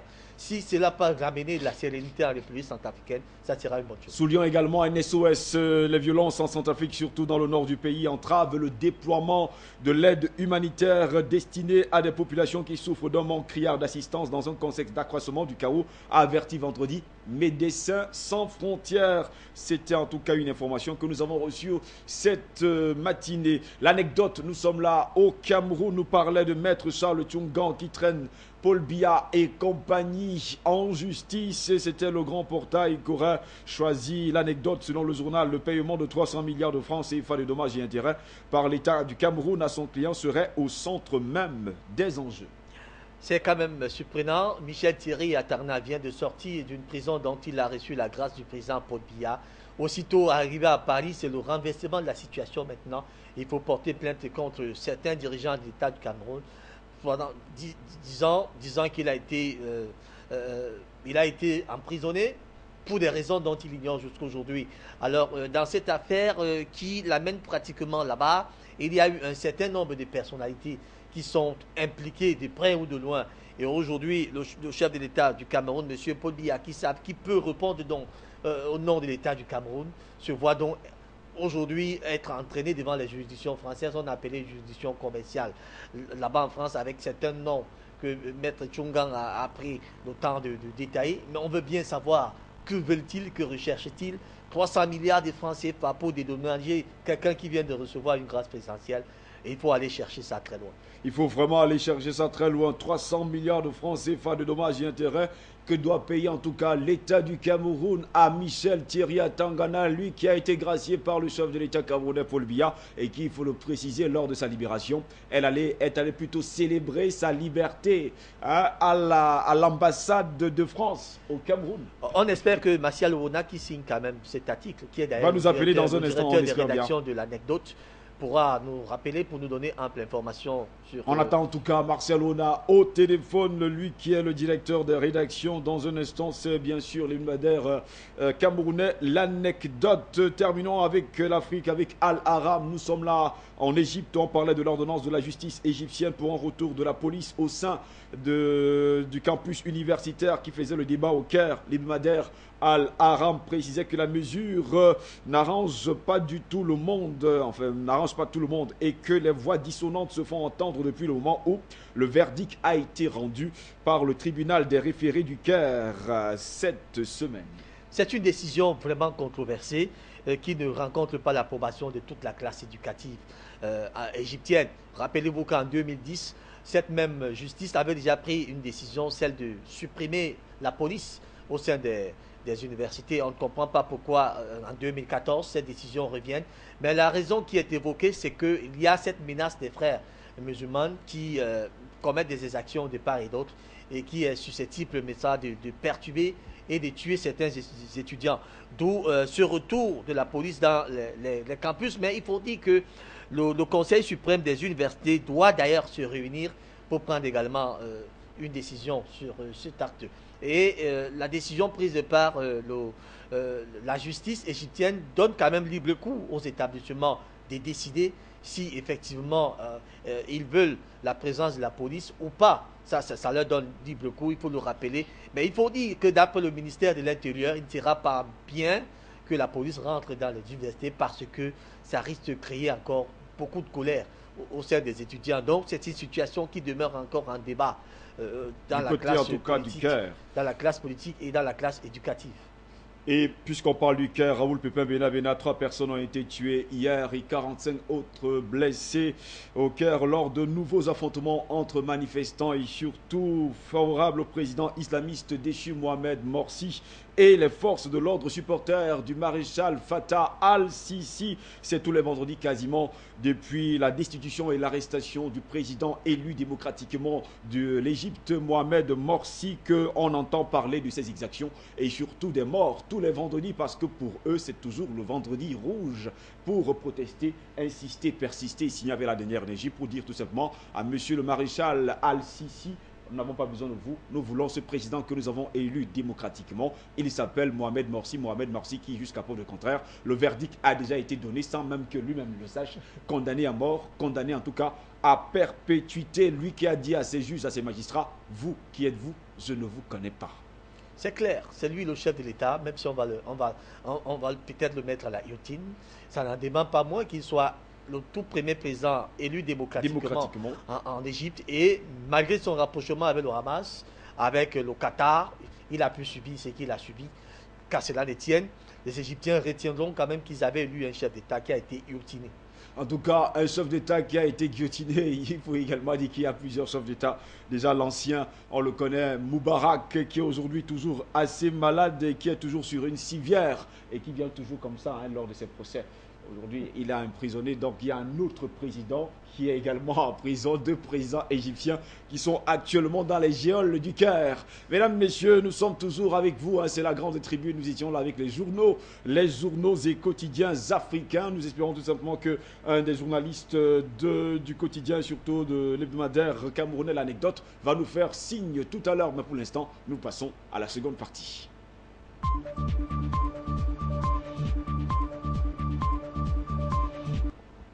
Nous sommes là en Europe puisqu'on a tellement parlé ces derniers jours de l'Europe. Quotidien libéral russe Novaya Gazeta protestait catégoriquement contre l'entrée des forces armées russes en Crimée. Il comparait déjà la situation d'aujourd'hui à l'époque de l'URSS. On parle là de l'Union des républiques socialistes soviétiques et prédit déjà la rupture proche de l'existence de la Russie sous la forme politique actuelle.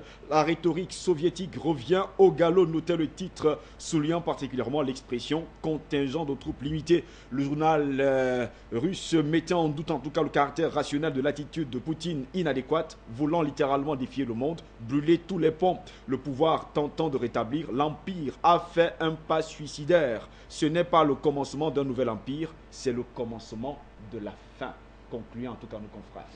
En tout cas, on va tout simplement remarquer que c'est une situation qui dure depuis pratiquement 3 mois aujourd'hui. Exactement. Et qui tente à saisir toute la communauté internationale sur les intérêts qu'aurait porté la Russie vis-à-vis de l'Ukraine et que l'Union européenne également porte vis-à-vis de l'Ukraine. Donc ça semble être un pays problématique pour ces 2 États, c'est-à-dire que l'Union européenne et la Russie. On voudrait également mettre en branle ce 3e État qu'est les États-Unis d'Amérique qui viennent également jouer les troubles-fêtes dans cette histoire. Steve Josselengos, je voudrais vous retourner la question parce que c'est vous. Vous êtes le spécialiste des questions internationales. Alors, comment, de votre vision de journaliste, vous qui suivez pour nous de très près ces activités, comment est-ce que vous entrevoyez la suite des événements en Ukraine? Mais déjà, il faut préciser par ailleurs qu'on connaît le départ en tout cas de ces événements. Ces événements ont commencé déjà au moment où la plupart, une moitié des Ukrainiens demandaient à entrer dans l'Union européenne et une autre moitié qui voulait entrer du côté de la Russie.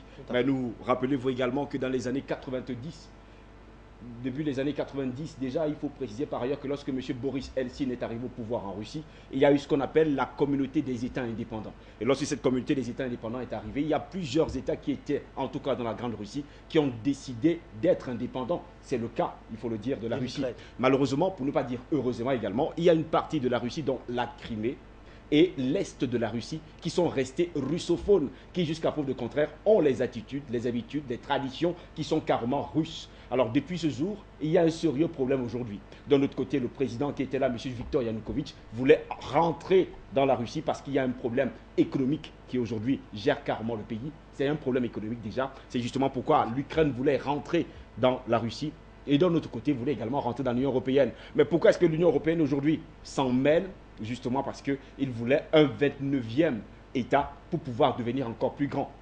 Rappelez-vous les États-Unis d'Amérique, il y a 50 États aux États-Unis d'Amérique. Aujourd'hui, l'Union européenne a besoin également de prendre corps en ayant au moins un nouvel État. Rappelez-vous également que la Russie est un très grand pays qui a plus de 17 millions de kilomètres carrés. C'est un grand État qui n'a pas vraiment besoin des autres. même si à un moment donné, il a besoin d'avoir des partenariats entre ces autres occidentaux, comme les États-Unis qui est un partenaire, pas comme les autres, la France également qui est un grand partenaire, et l'Allemagne.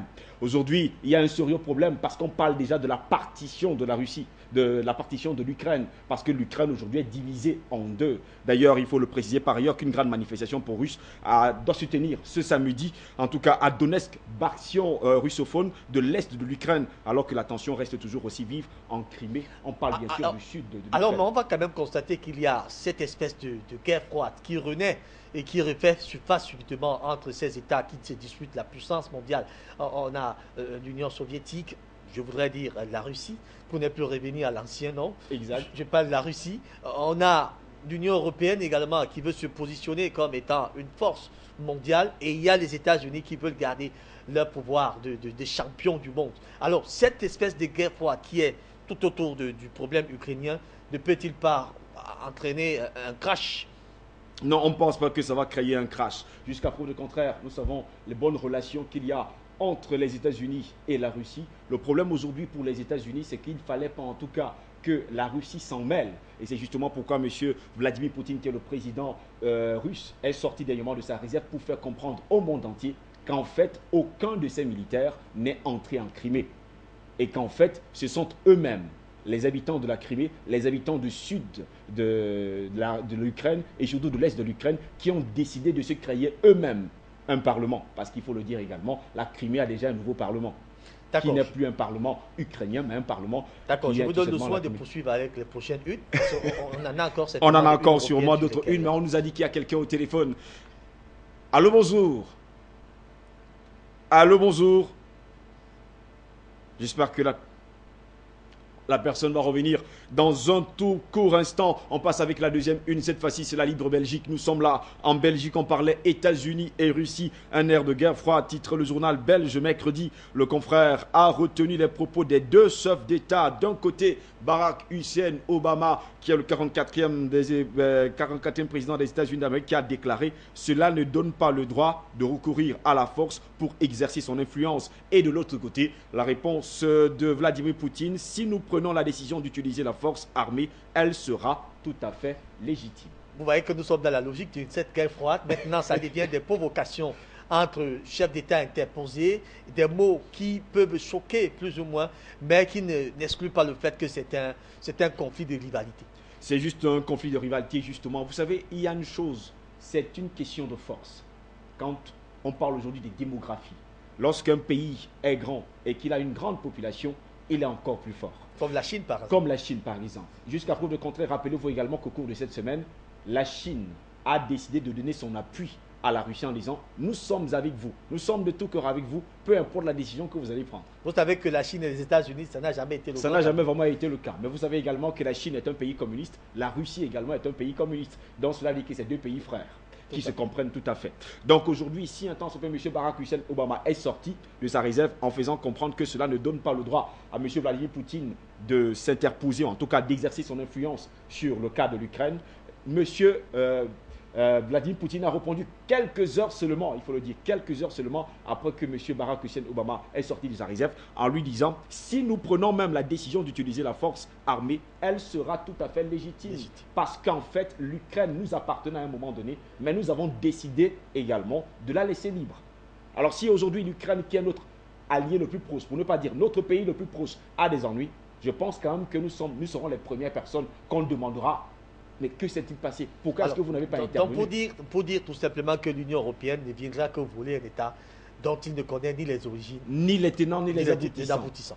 C'est justement ce qui se passe. Le Quotidien, un autre journal, c'est un journal luxembourgeois, parlait mercredi, disait, le journal luxembourgeois affirmait que Poutine nie toute implication russe en Ukraine et que Barack Hussein Obama hausse le ton. Cette information faisait la grande une du Quotidien qui indiquait que le président russe est sorti de son silence pour nier l'implication russe en Ukraine et fustiger un coup d'État contre le seul président légitime, Viktor Yanukovych, quelques heures seulement après l'annonce par Washington de sanctions contre Moscou.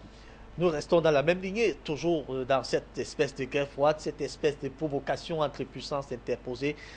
toujours la belle Ukraine qui demeure aujourd'hui comme la femme dont on discute de part et d'autre et qui paraît aujourd'hui ne s'accorde pas sur sa destination finale. Donc on est là en train de vivre une affaire dont on ne connaît vraiment pas l'issue, mais on constate tout simplement que les puissances se battent et chacun veut l'Ukraine. En tout cas, chacun veut l'Ukraine. Ce fut encore le cas il y a quelques années. Aujourd'hui, nous étions là dans les années 70 avec le cas de Cuba. C'était Voilà, également le même problème, puisque vous parliez tout à l'heure de la guerre froide. C'était également le même problème du côté du Cuba. Les États-Unis et la Russie se disputaient toujours le même pays. Un problème qui a failli en tout cas ramener une troisième guerre mondiale. Mais heureusement que la dextérité et la clairvoyance de M. Fidel Castro, ça a dû forcément... et à l'époque également, on parlait d'un certain John Fitzgerald Kennedy. Voilà, tout à fait. Et les choses étaient rentrées dans l'ordre. Et nous espérons tout simplement que les choses vont rentrer également dans l'ordre dans les tout prochains jours pour pas que les choses dégénèrent. En tout cas, nous sommes habitués à vivre ce genre de film, mais à revenir dans les normes.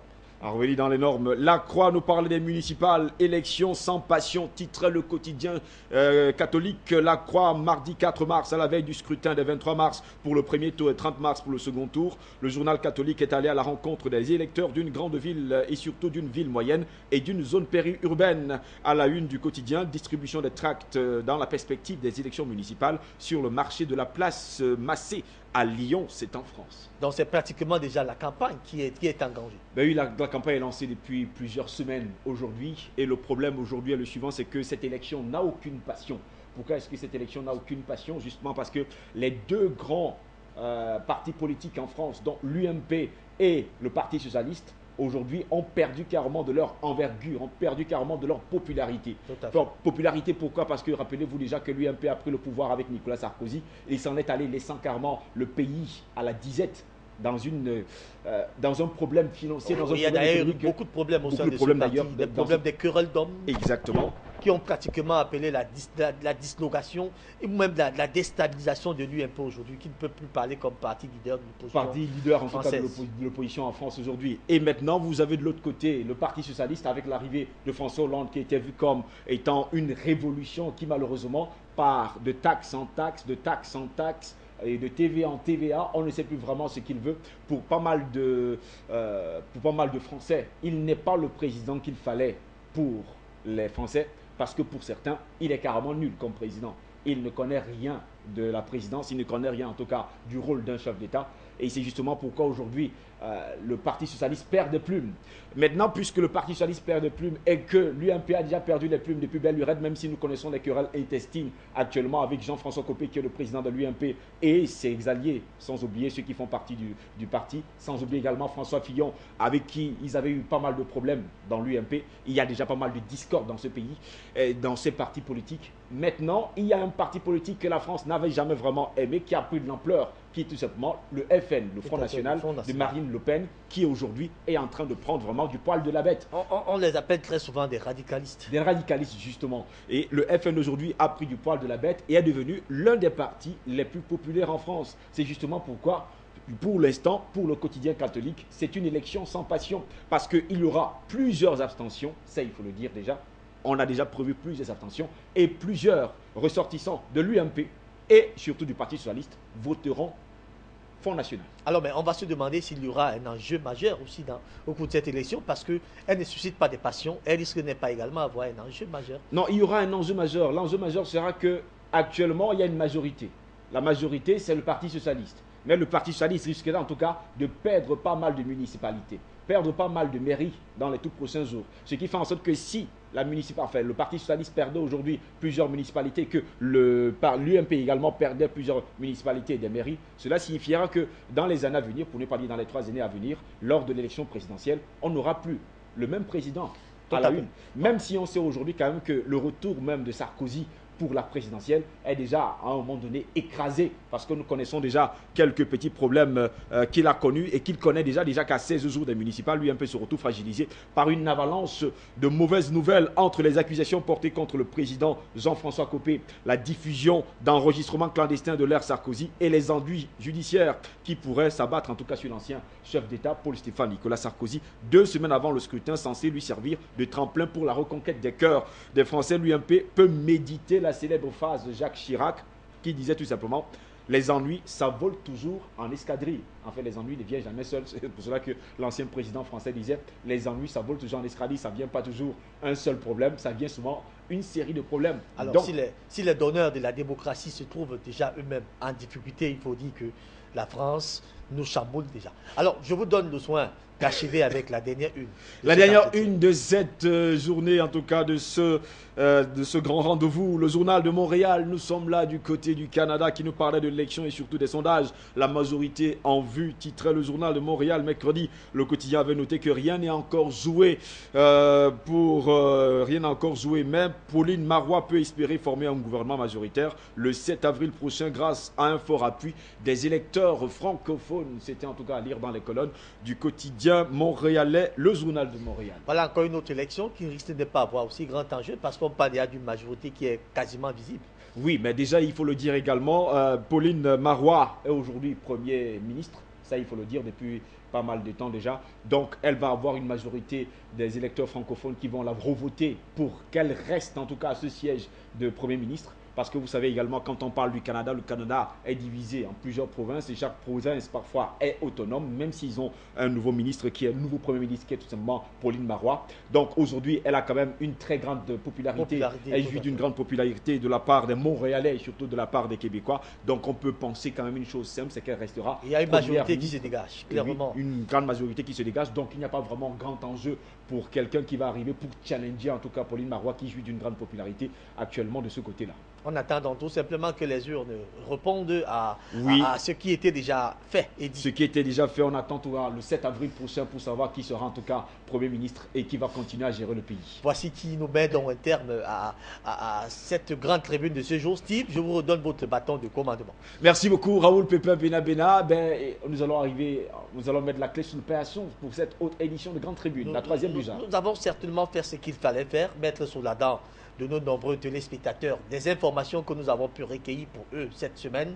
Et nous allons nous donner rendez-vous lundi déjà dans le cadre des Curses africains et samedi prochain pour une nouvelle édition de la Grande Tribune. Déjà lundi prochain à partir de 17h30 heure d'Afrique centrale. Nous serons là, comme en notre habitude. Raoul Pépin Benabena. Tout à fait. Je vous dis merci. Le devoir nous en appelle. C'est le week-end. Je vous dis merci. J'espère que vous allez passer un agréable week-end à vous également. J'imagine que vous avez quand même acheté le pagne à votre dame parce que c'est en train de défiler en ce moment. Je ne suis pas très fin de cette journée. Okay. Nous allons souhaiter bonne fête à toutes ces femmes. En tout cas, nous allons souhaiter déjà très bonne fête à tous nos consoeurs et toutes les femmes du monde entier qui célèbrent actuellement la 29e édition de la Journée internationale des droits des femmes. Madame, monsieur, comme le disait un proverbe peul du Sénégal, tous les chats fouillent dans les poubelles, mais seuls les chats imprudents y tombent. Au plaisir de vous retrouver la semaine prochaine pour une nouvelle édition de Grande Tribune, parce qu'il est bon de se quitter pour mieux se retrouver. Restez sur Afrique Média, l'information est en continu sur notre chaîne. Bonne journée à toutes et à tous et surtout bon week-end. Et à lundi à 17h30 pour le cadre de Kiosque Africain.